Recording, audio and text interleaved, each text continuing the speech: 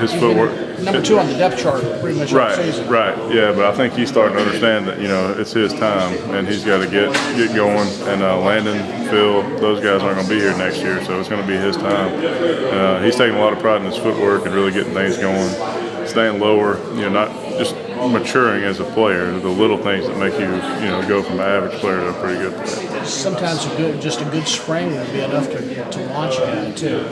You've seen that happen yourself. I mean, you came in, you started a year kind of behind, and then you stepped into the starting job 2 or 3 games into the season. Right, yeah, and I think that's going to be huge for Giff. And as I said, now that time is winding down and it's becoming more and more real to him that it's going to have to be his time. And he's taking more pride in what he's doing, and it's showing. Kalon's doing extremely well. I mean, he shows spurts where, he could go out there and run track. He's unbelievably athletic to be as big as he is, and he's starting to look more and more like a football player.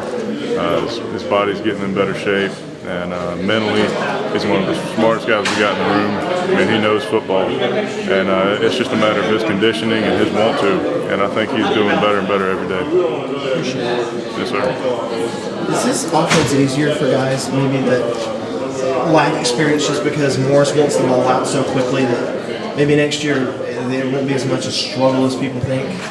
Well, I mean, we do want the ball out quickly, but at the same time, when we're supposed to pass block, we're going to have to do it for longer than a second. So it is different, but for these guys, there's a lot of carryover from our old system in the pass protection, and it probably is more simplified. So the learning process shouldn't be as hard. It should be just going out there and physically being able to do it. What's tomorrow going to be like for you? 4.0, graduating, all that. What's that going to be like? Well, I mean, I'm just unbelievably blessed, and I came here to get a degree, and that's what I'm doing in 3.5 years. And I'm actually going to have a chance to go ahead and get my master's, and it's just unbelievable. Very blessed. You want to do that in education? I'm not sure. Those are all things I'm going to have to work out. A lot of times you can't enroll in the spring in grad classes because they want you to start in the fall. So what I'm looking at doing is going back and getting another degree, graduating again in August, and then starting grad school in the fall. I think your grandfather and your mom both educators, right? So it runs in the family. Right. I mean, my dad. I mean, basically everybody in my family. So yeah. My sister's a teacher. My mom was a teacher. My dad's an AD, was a teacher. His mom and dad were both teachers, and his dad was a superintendent as well. And my mom's mom was a teacher. So it runs in the family. I definitely see myself doing that and being happy. How hard is it to carry a 4.0 and be a starter on a championship football team and have all the personal issues that you had this way? Yeah, I mean, it's extremely difficult, but you have to stay focused, and it's something that I really wanted to do. I've been here before with the 4.0, but I really wanted to go out with a bang, and I knew a lot was riding on as far as graduating with honors, so I just kind of buckled down and wanted to make it my best year. Do you imagine what it would have been like if you hadn't chose Clemson? I mean, is that hard to even imagine right now? Yeah, I mean, this is no doubt the best decision I've ever made, and I'm so happy being here. And I think, the success we've had this season has just been awesome for all of us because we didn't come here to be 6 and 7. And Coach Winnie's really turned this program around, and that's why we all came here. It was people like him. It's just been great. Does it make it even sweeter for you, being a guy from South Carolina, to win the ACC on the same year you graduate from college at the same time? Yeah, I mean, it's awesome. It really doesn't get any better than that. And I'm just so excited to be able to spend that time with my family and go down to Miami and bring a BCS bowl back. What's up with the football? Getting a sign for my little nephew. For Christmas? Yeah, for Christmas. Using your connections? Using my connections. Also, I'm doing a piece on Phillip.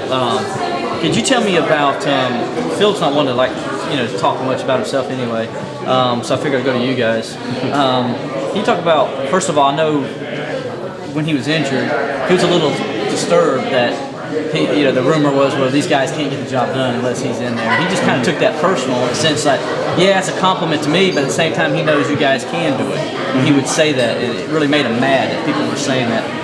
What's that say about him? Phil's the kind of guy that if somebody tells him he can't do it, he's going to do it, even if it's the most outrageous thing he's ever heard. He's going to do it simply to prove it wrong. I mean, that's his mindset. And he uses that negativity to fuel his fire. And you got to love a guy like that. And the progress he's made and the maturity he's made from walking in here as a 230-pound tight end and now being an all-ACC caliber tackle. I mean, he's made huge strides, and we're very proud of him. And his mindset, I said, is very contagious because his mental toughness and the way he approaches things, and as I mentioned, the negativity is something that all wears off on us and makes us better. Yeah, Coach Moore says he's got a nastiness to him, and it's sort of what he likes in his offensive line, and he kind of brings that. Do you know what he's talking about with that? Well, I know he mentioned something about him never wearing shoes and, walking in, not knowing if he's bathed. And he's got that big nose, so he's always got it busted up because his chin strap comes down and hits it or something. And, he's just a raw player, and that's why we love him. He never complains. He doesn't try to get out of stuff.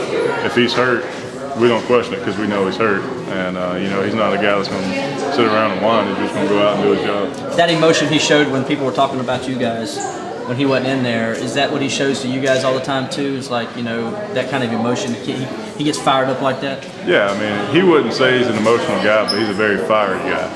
And obviously that's emotion, but he's got our back and we have his back, and we're brothers. I mean, we've been through so much stuff that it's only natural for us to, stick up for one another and go to war with each other. Yeah, you weren't surprised at all for him to have the kind of year he had his first year as a starter, were you? Not at all. I mean, I just kind of laughed because that was the big question mark going into the season all spring long. People panicked because Brandon Thomas couldn't beat him out of left tackle. And, we play for a reason, our coaches coach for a reason, our fans are fans for a reason. All right, thanks, bud. All right, for you, I know this is something you'll think about later, but what would be the overriding factors in making a decision about coming back or the NFL? What would be those top 2 or 3 for you? Well, I mean, I'm going to do what's best for me, but right now, I mean, I can't even worry about that stuff and focus on it. I'm just worried about playing West Virginia.